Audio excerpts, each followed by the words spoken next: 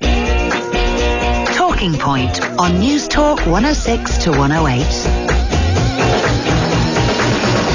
Good morning. It's Saturday, the 14th of April. This is Talking Point. In studio, PR consultant Terry Prone, political analyst Susan Phillips, and Green Party leader Eamon Ryan.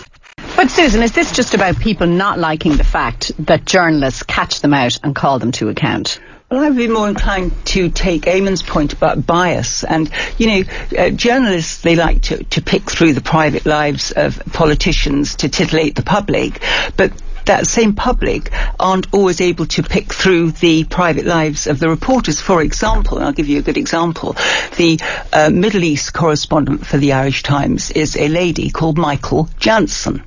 And That's yes, a woman. That's yes, a woman. That's yes, a woman. That's yes, a woman. Yes. All right. And another thing that we don't know unless we do our research is that she's actually a convert to Islam. So when you read her articles, you would say she speaks with a vehemently anti-Israeli stance. She does. That's the subject I do.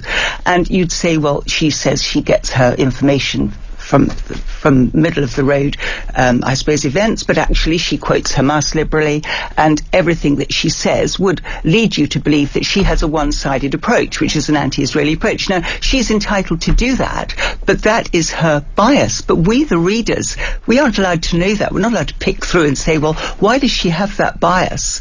You have to do a little bit of research. So I think it is unfair. I think the problem is that journalists and politicians, they pick in the same pond, don't they? And they want to vote. They either want voters or they want readers. So people are always going to have their own agenda. So they're always going to present a story in a way that either sells papers or reflects their own agenda.